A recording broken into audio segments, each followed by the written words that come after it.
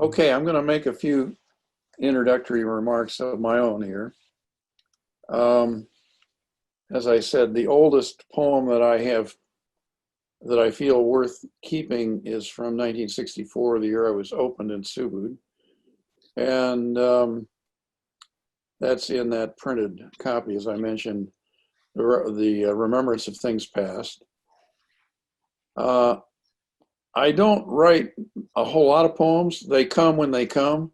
Sometimes I get the beginning of a poem, but the end part or the finish for it never arrives. So I don't have a whole big number of poems to read today, but I want to explain or describe that they create a kind of arc, at least in my feelings, an arc of my life. They're all, with one exception, autobiographical.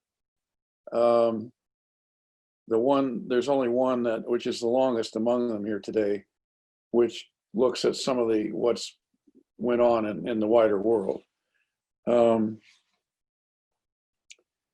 I think part of the way this arc shows up, it starts with a poem about my childhood, and the last line of the poem is only one word.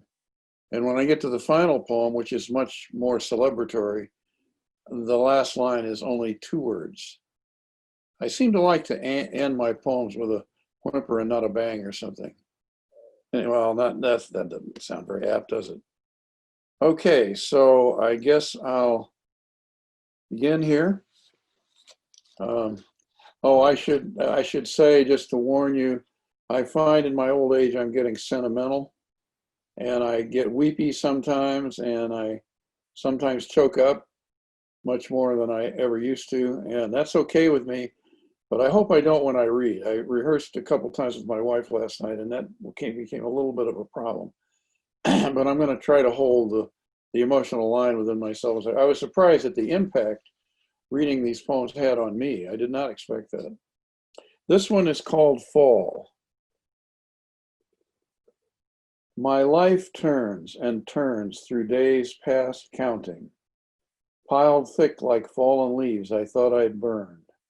Yet still they fall, still burn in memory, yet still live. I am still a boy walking patiently to school, sad without knowing it, fearful of bullies and loud noises, who sat and sipped hot soup in the schoolyard on aching cold autumn afternoons when smells of dead leaves and early frost rode the sharp air and sunshine pierced my feelings as the clouds. The leaves have turned, fallen, burned. It is winter. Snow begins to fall to damp the burning leaves, and I am lost in wonder.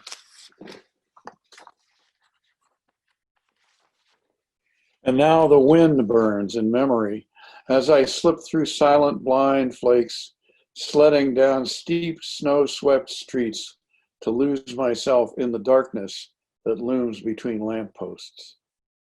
But I feel my blood coursing, answering the rough, exultant wind, and I am alive, and this aliveness compensates.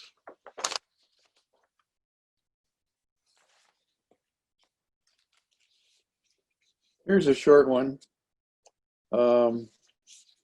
This is my most perfect poem in the sense of it actually maintains a rhyme scheme, which I find nearly impossible to do. This is called Grasping the Rope. Balanced on the point of love, between regret and hope, I've ceased to look above. Now I only grope, surprised to learn I'm blind, for promised markers which yield, dissolving in the wind or mind, like smoke over a battlefield.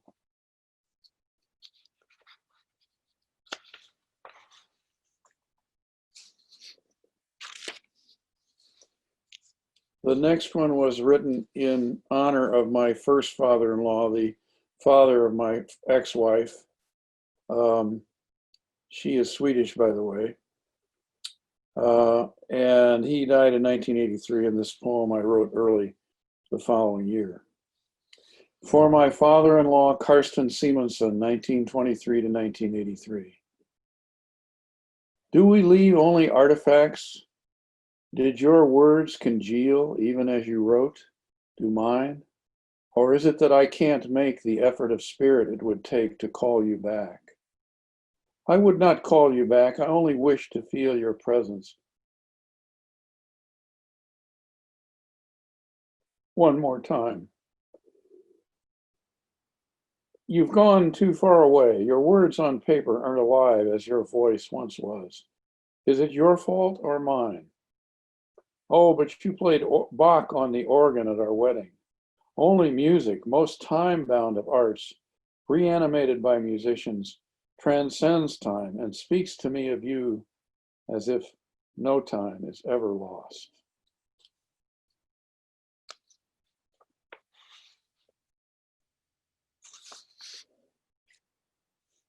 Now we come to the longest poem in the bunch. It's not very long. The title of this, let's see. I want to mention a couple of allusions that are within the poem. I mentioned the Gracchi brothers in here. This is about John F. Kennedy. And although I don't like the fact that he was such a terrible womanizer, nevertheless, he's one of my heroes. I think he was our most recent great president that we've had. He changed 180 degrees from the time he entered office until the time he died. And I think that was part of the reason he was killed. But the Gracchi brothers were two brothers who were tribunes in Rome between the last war with Hannibal, or the war with Hannibal, with Carthage, and the point at which Rome ceased to be a republic and became an empire. So they were in the mid-100s AD, and each one in succession, they were from aristocratic families, but they were tribunes of the people, and they were dedicated reformers. They wanted land reform, and they wanted to help the poor in the Italian or Roman Republic. And they were both assassinated by the Roman Senate. So that's the Gracchi brothers. And then later, there's a line that refers to Watts, the fires of Watts, and that means the burning of places in Watts in Los Angeles in 1965. And when that occurred, I was in the National Guard, and I trucked in a convoy from Alameda, California, down to Watts during that episode. So this poem is entitled November 26, 1989. And the subtitle is A Less Kindly Companion Piece to Wendell Berry's November 26, 1963. Dim, lustrous vaults of sky admit late slanting rays of autumn light. Far black clouds are struck and briefly lit, as if the dawn's remembered by the night. Darkest where most bright, like pearl edged with flint, this day end recalls lost moments, warm and bright. Vast, somber, visionary chill, it hints at winter and a spring. Day's end is hope deferred, hope now glimpsed through the wrong end of a telescope. This twilight calls to mind my night, whose bones in Ahmed's sepulchre have lain 26 years under an eternal flame. So long, consoled but little by its fitful light, through the nation's bitter autumn I've been bothered by a thought. Does the darkening pall of his pyre and his brothers, like the Gracchis, foreshadow a republic's fall? The demon-carried bullet that splashed his brain on a bright November Dallas street loosed on the world a bloody rain. Those who loved the republic knew defeat. Those who felt no worth remain in what they'd casually betrayed or seen betrayed, in small bands hunkered, hid in basements, penthouses, and bunkers from swirling winds, and giving birth to monsters plotted fires to burn the earth. From the crimson wreath that ringed his head, by a fiery geometry, straight lines led to casual pillages, to torching of villages, to weatherman plots, to the fires of Watts.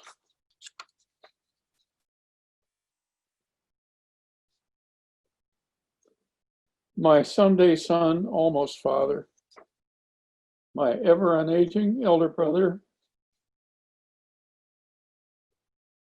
whom I watched with love and awe, were you a hero with tragic flaw, or slain by the worst in our society because you championed what's best? Or were you both? Let history judge. Either way, I raged and cried for you and us, and now, clear-eyed, mourn you still. God give you rest.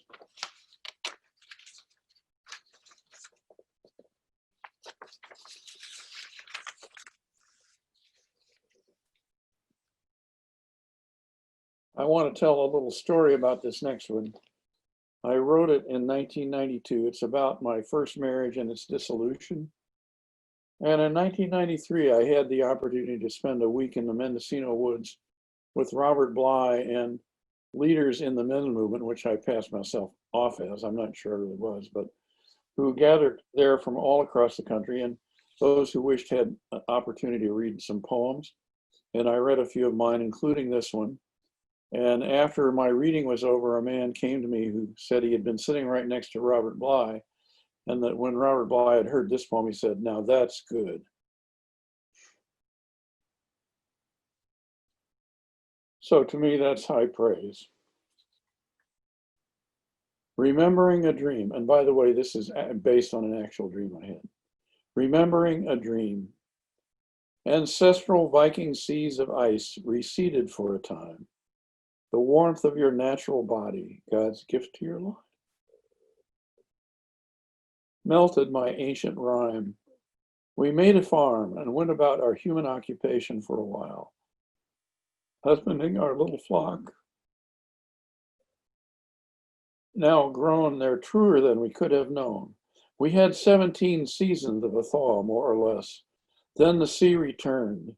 Its driving sleet sheeted our little promontory. I couldn't keep my footing, slipped and fell each time, seeming to invite more waves of ice to slake my bitter shame. Freeze my warm remorse. I let your icy winds keep me off, believing else somehow your Icelandic ocean would be steamed away by my volcanic rage. But I could not erupt or flow for as long as you could freeze or blow. So I leapt to safety and leaving wept for the dream, for our abandoned farm.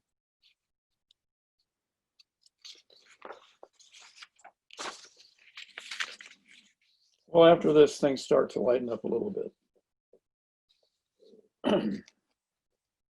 To my children, singly, my child, for you the worst is over. What for me happened yesterday, for you was a lifetime ago. And what happened for me in daylight happened to you in darkness. Now you must step from my shadow and seek your light alone as I seek mine. For your life and mine have almost unraveled. God save us from my ancient folly.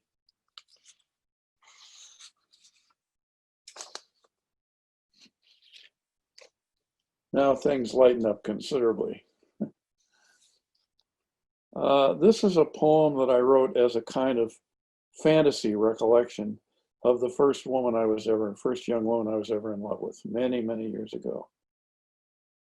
There is a reference in this poem to a phrase, and I don't know if any of you have ever heard of an exhibit of photographs that circulated all over the world from 1959 to 1973 called The Family of Man. There are some wonderful photographs in that. One of them that you still see once in a while shows a little boy and a little girl walking through the woods down a sunlit path, just toddlers, like 2 or 3 years old. Another photograph that touched me very much was a photograph of an old peasant couple. And the caption underneath it said, "We two formed a multitude." What I took that to mean was that they had many children who were not in the photograph with them. This poem is called Return. That I could rest in your calm gaze as loud as the breathing stillness of yellow noon. Find my home there, find a soft welcoming, that your gaze could fill me like a warm liquid that spreads to where the fluted poplars sway in sinuous, unhurried celebration, to the furrowed fallow fields beyond, whose turned clods gleam, whose stubble of yellow straw glitters faintly in the melting day. That my gaze could fill you equally, that I could know myself known in you, and you yourself in me. We two, we who might have formed a multitude, bloom outward, turn gently away, look longward toward a perfect blue. But the once fertile, once fallow field between us is not lost to our graze.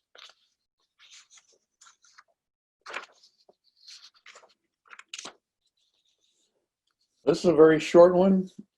It's very appropriate as I get near the end of these poems. It was actually published in one of the first collections that Emmanuel Williams put together back in 1985. Lightening. When a boy I wept inside where no one saw.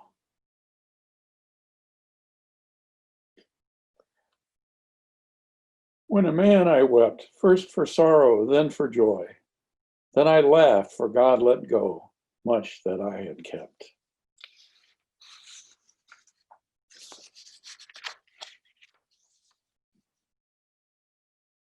And finally, we come to Proclamation, Two Solstices of Thanksgiving. I began this poem a long time ago when I was a technical writer in software, and the first stanza, the first three lines refer to that work that I was doing at the time, but I couldn't finish it until somehow I could end it in a way that was true to what I was actually feeling and wasn't only wishful thinking. And so some things have changed for me in my life in the last 5 to 10 years, and especially in the last two or three, that have made this poem actually meaningful and somehow true to my experience. The ending is not to be taken literally. It's kind of hyperbolic, I suppose, but it's to try to represent in outward images the kind of things that I can feel now and in a way celebrate about my life. I want to mention two words. One you already heard in another poem. That's the word rime, R-I-M-E, which is a certain kind of frost. And then ceanothus is a scientific name for what is usually called California lilac. Proclamation.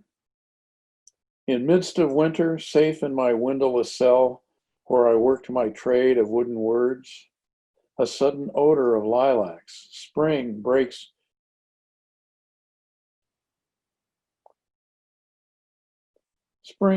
from the bud of my soul. Around me, sunlight streams, water flows. Wind buffed, I strode along the spine of the world, treading rocks and spars and pine needles. A cleft concealed summer blooms of ceanothus. I stopped, stooped to sniff. Welling o'er the wide rolling hillscape, I smell a small boy's joyous spring of lilac and crocus. Are these crooked crusted oaks the oaks of Iowa when I am 6, or California when I grew 12? In each epoch, things in their summery voices whispered, but I, stepping tight, almost on tiptoe, listening just with smell and sight, feeling with the knife point of my tethered joy, heard them no more than breath of my own sorrow. Until now, when their voices return in consolation long awaited.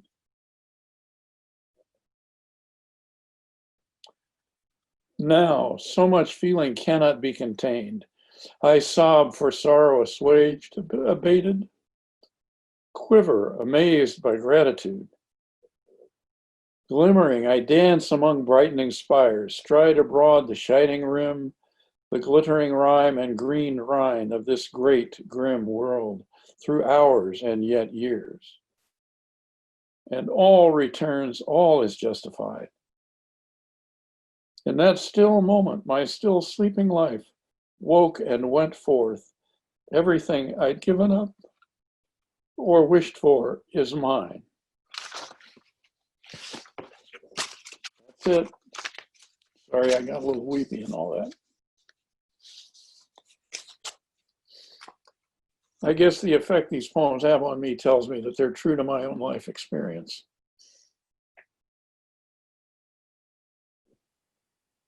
Well, thank you, Theo. Oh, let me close with something I forgot, which will lighten things up considerably. I meant to open with my one limerick and my one rhymed couplet. The limerick is about cyclotrons. And in case anybody doesn't know what a cyclotron is, it was one of the earliest atom smashers that were invented. And they're still being manufactured and used today. And in the 1930s, my father, who was a physicist and an electrical engineer, worked for Ernest O. Lawrence, the inventor of the cyclotron. And actually, what happens is it's like this. I think the big CERN collider is actually a kind of cyclotron. You whirl a bunch of particles around in a big circle going faster and faster, and then you release them, and they go smack into a target. And my dad actually got hit by a beam in the target area one time. It was it's a stupid accident, but anyway, the limerick goes like this. A cyclotron worker named Ned had a heart made of gold, it was said. He got caught in the beam and was after so mean, for his heart was transmuted to lead.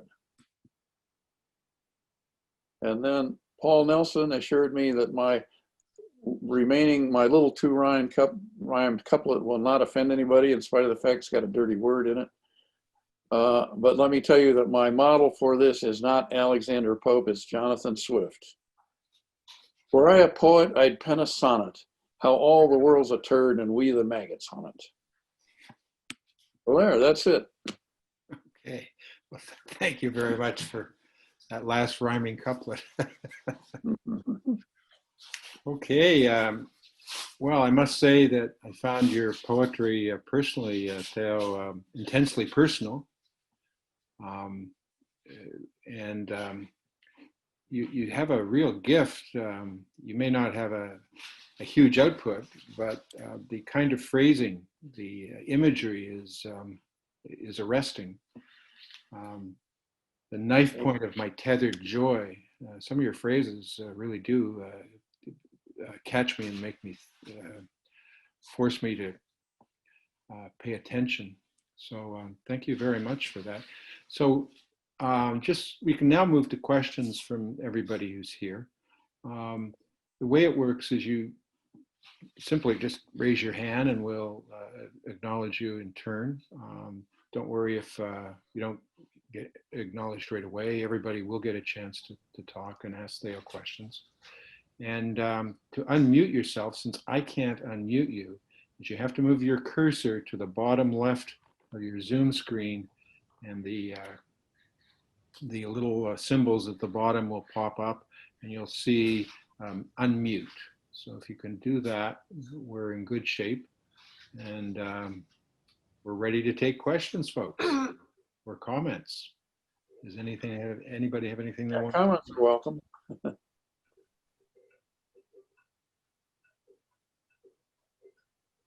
I guess you're all speechless, right?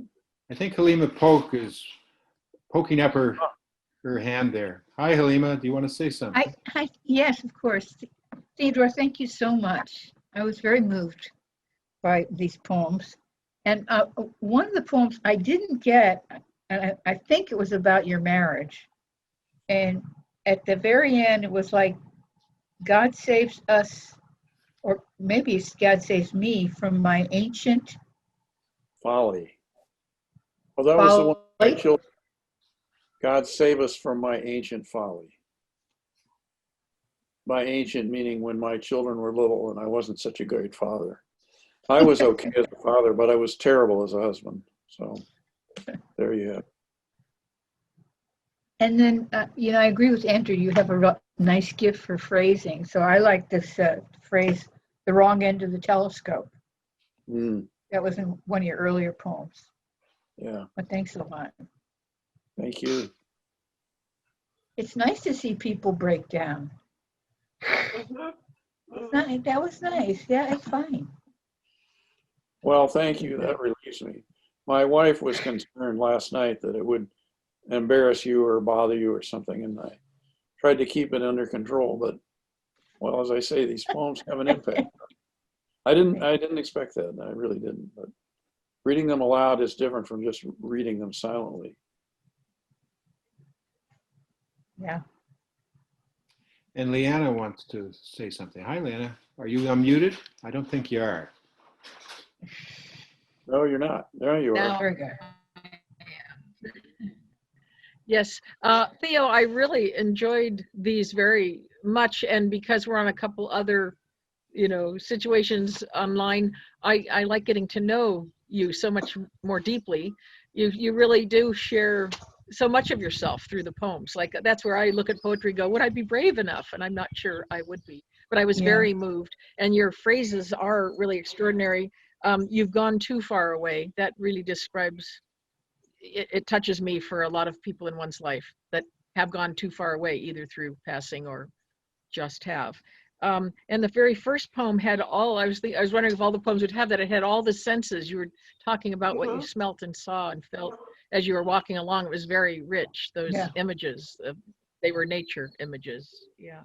And then, well, it's a hard line. Inside, I wept that no one saw. And I think of the kids 5 and 8 years old that are walking down the street feeling exactly that. And that really encapsulates that feeling that we've all had. I remember once I lived in Arcata, that sense of having tears just right under the surface of your eyes. And if anyone said the wrong thing to me, I would have burst into tears. So I was wondering how many other people you pass that are feeling the same at times.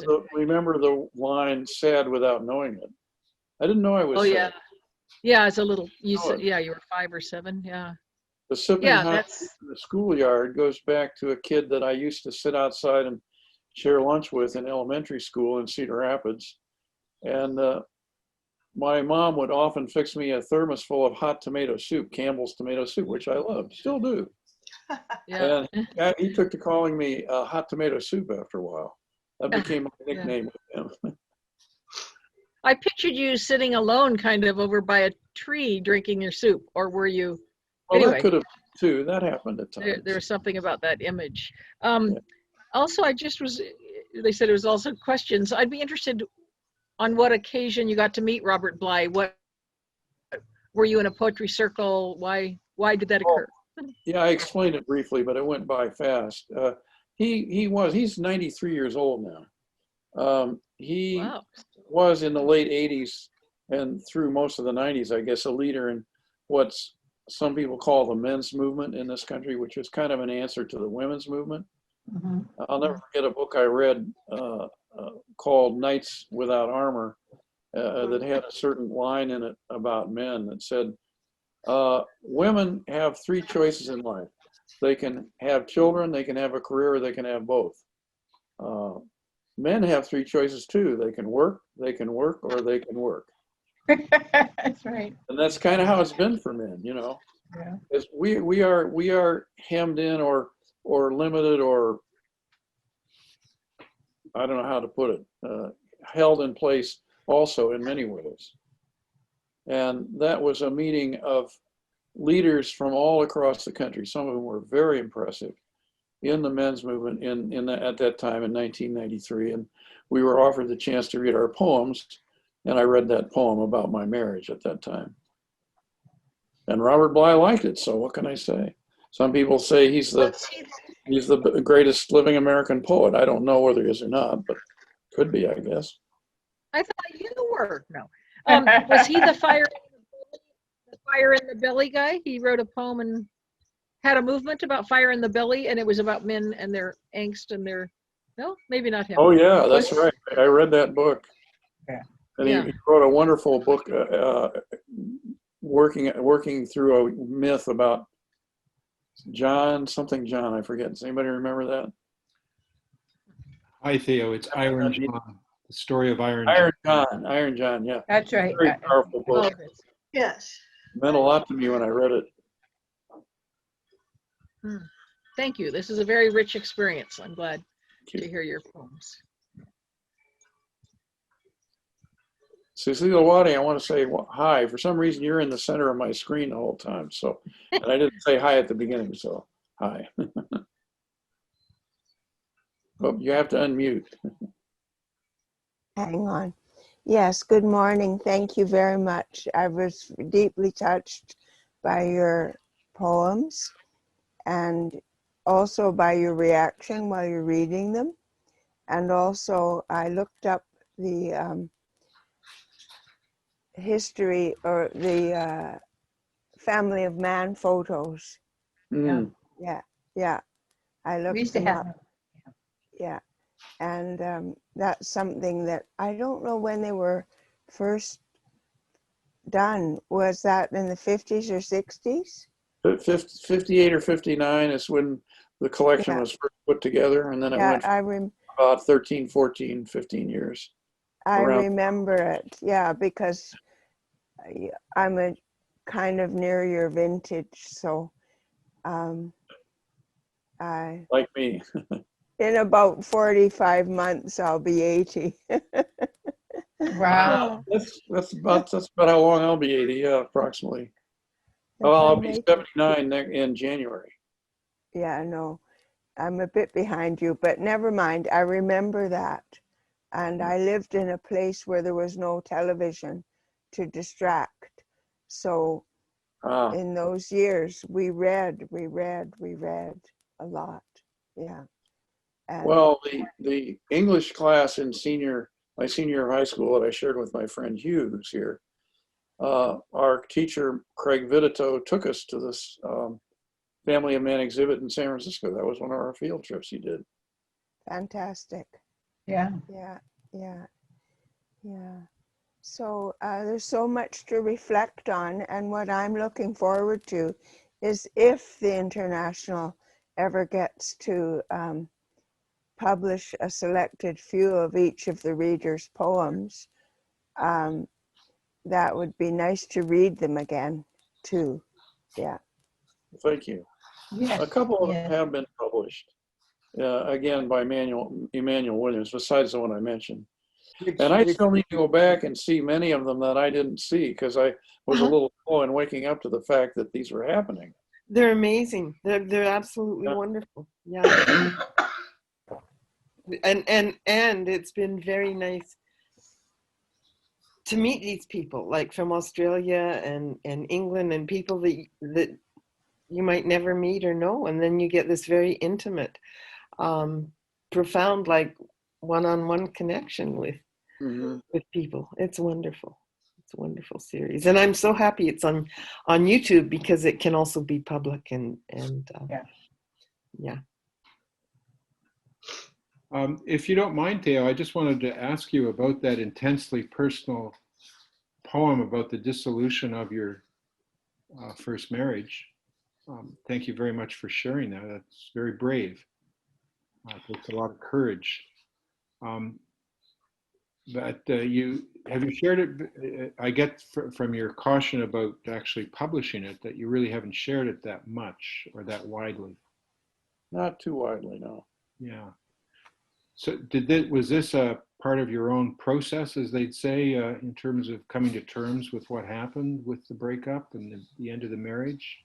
Well, I think so. As I said, it actually was based on a real dream that inspired me to write the poem about returning to my little homestead, which was it was like just a one-story squat sort of set of buildings right by the edge of a river or maybe an inlet from the ocean or something. It wasn't clear, but I came back to find it deserted, and I found the water lapping up over the boards around the what do you call it? The what goes around a building? Foundation?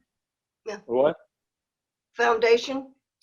Well, not the foundation. The deck. The deck. The deck. Yes, thank you. Deck. There you go. And getting close to coming into the house, and it was a very sad dream, to see this and to kind of wake up and remember and realize what had happened, Leanna, go ahead. Unmute. You're muted. There we go. Since Andrew already opened the topic, are you willing to share why you might have felt so deeply for your father-in-law? Like often Maybe that's a that was person. Pardon? You You're equally curious, Halima? So Yeah, no, I was going to Halima's ask raising her about hand. that poem. Yeah, Yeah, gonna ask I didn't feel I should, I but can if you're say a willing to little share bit it, if you about don't want to share it, fine. I can say a little bit about it. I don't know how many of you know the name Wayne Larigo. He's been in Subud a long, long time. He's the one who brought me to Subud.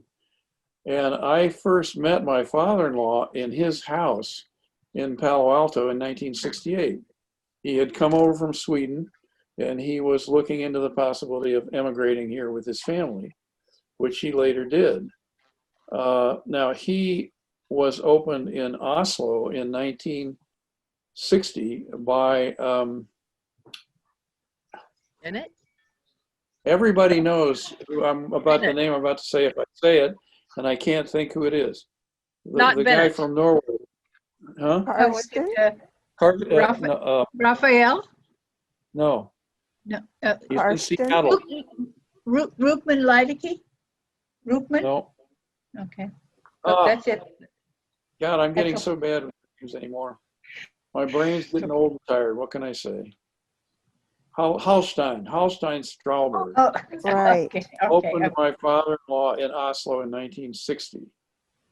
And I have to say he wasn't maybe a particularly great father, but he was in many ways, a very admirable man. He came to this country, and then I think he was kind of a big deal in Stockholm after he was opened to the Subud members there. And I think he expected to play that kind of role when he got here, and it didn't work out. He thought he'd be another Rickard Engels or somebody like that. He would Yeah, just right. be everybody's hero or something. And he actually ended up leaving Subud, which made me very sad, as did his wife. Although Hallstein told me a few years ago that his wife, Alice, or she went back to her original name of Gunnel, she's 91 or 92 now. She did go back to Ladian for a while in Stockholm after she got back there. Hallstein told me. I don't know whether she has continued with that. She probably can't get there anymore. She's too old. But anyway, Karsten and I became very close. We had a great love of music, both of us, and I had a great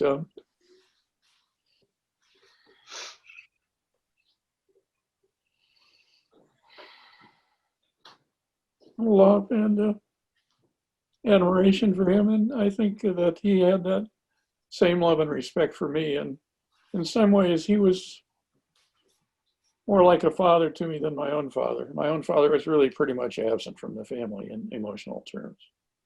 He loved his work. He was into his work. That's what he wanted to do.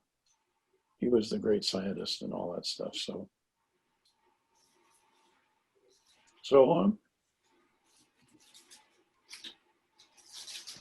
Yeah, I still miss Karsten. So that's all I can say about that right now. Well, thank you, Theo. Does anybody else? Oh, I see Cecilia has her hand up. Hi, go ahead. I just wanted to say, how do men learn how to be fathers? This is something, this is something I don't understand. And it's just a question. It doesn't have to be answered now. But it's a big issue in our society. I don't know if it is. that's in Europe, but in the United States, I think it's a huge issue. Mm-hmm. That's one of the things that the poet Robert Bly used to talk about. Mm-hmm. How do you learn to be a father? And I learned nothing from my father about how to be a Mm-hmm. father. I do remember around the age of 19 saying to myself, oh God, don't let me be like my father. I want to marry and I want to have kids and I want to be a good father. And then right after that, there was a sudden blinding insight. My God, I'm so much like him. So much like him. So tight up in myself, which I was then. I think I've sometimes thought this is perhaps an exaggeration, that if I had not come to Subud, I would have ended up either dead or insane. But anyway, but I certainly would have turned into some kind of ivory tower intellectual. I have no doubt about that. So anyway, And that's that. And we wouldn't That's have a had good the question. benefit of your wonderful words and the references to nature. I love Yeah. all the references to nature. And I remember when I read you mention something about the intake of air and the pine, and I could hear some of that in your work in terms of I think it was kind your of somebody else's relationship poetry. with nature. Mhm. Yeah. And also in the chat, I put some things, so I don't know, some to everyone and some to one person. So, I never saw a chat over here. oh, don't worry. It's at the bottom in the middle, but it's not, nothing was directed to you. Oh, okay. All right. Just Well, relax. that's why I didn't see it. Okay. If you want to be familiar, at the bottom of your Zoom screen, when you put your cursor down there, a series of icons will appear. And about the middle, there's one called chat. And if you click on that, a column will appear on the right-hand side. Oh, that's what I didn't do. Oh, yeah. Okay. I forgot about that. All right. You can see Cecilia Watti's message to everybody. Yeah. Right. Also, Paul Nelson put up some sort of Twitter link if people wanted to click on that, which he suggested would be entertaining. Oh, that's right. The one he mentioned at the beginning. I'll That's right. definitely check that out. I could use anything for a laugh right now. Before we go, Theo, your old friend and schoolmate Hugh is here. Hugh, did you want to ask any questions or make any comments? Can you hear me? We can hear you. Yeah. Go ahead. Oh, well, I've been a blur during the whole meeting. It's my fault. It's something to do with my computer. I'm sorry. I want to apologize for not being visible. But no button works for me, but I'll figure it out later. Richard, I really enjoyed hearing your poems. Usually I'm used to reading them. I think I understand everything better when I'm reading it because my mind is skipping around in your poems. But thank you so much for being brave and doing this and letting me come. I appreciate it very much. Well, thank you, Hugh. Hugh and I go way, way back, and he's quite a poet himself, I should say, quite a literary man, at least by my lights. So, Yeah. Wonderful writer. So before we say goodbye, Theo, is there any final comment? Since you're the presenter and the poet, is there anything else you'd like to leave with us before? Oh, yeah, sorry. I'll leave you with one more. Melinda has her hand up. Hold on. Oh, Melinda, go Melinda. ahead. Very quickly, I'm in the same group with Theo, and Theo graced us before once at a Saturday Lottie-Han meeting afterwards with all his poetry. And it was beautiful then, Theo, but it's beautiful now because I could really feel how deeply all this meant to you. And, you know, when you wrote each one, it was a specific time in your life. And I can see why you're so touched going back and rereading this because it brings everything back up to the surface again, just like it had just happened. So thank you for sharing all that with us. I loved it. It was a beautiful experience, feeling your joy and also your grief. And we all share that. We all share that together. We're one humanity. It was very beautiful. Thank you very much. Since I'm invited, I want to leave you with one comment. My real gift in writing actually is to write aphorisms. I have a document I'm just calling, for lack of a more imaginative title, Aphorisms and Brief Essays. I've got like 130 or more items in that already, going back to 1962, actually, some of them. So I'm just going to give you one that happens to tickle me in particular. This refers to a refrigerator magnet my mother used to have. It goes like this. My mother had a refrigerator magnet that said, "Lately, there's been an alarming increase in the number of things I know nothing about." Lately, there's been a gratifying increase in the number of things I don't give a damn about. Okay.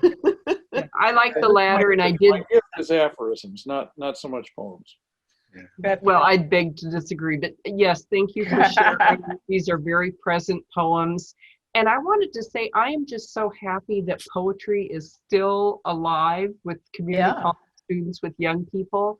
We have a virtual poetry slam every month, and I am just so glad that students are really engaged in writing poetry. And then there's quite an audience, a Zoom audience for those things. Yeah. Well, it's been a great experience to me, even if it was a little grueling. So Mm. It was an honor, Theo. An Thank you. honor Thank you. Thank to you. share and read your poems. you all take care. And I'm looking forward to the next reading in 2 weeks. 2 weeks from now, yeah. So thank you very much for coming, everybody. Bye, Thank you. everybody. Thanks, Okay. Andrew. Bye. Thank you so much. Bye-bye. Au revoir. Yeah. Au revoir.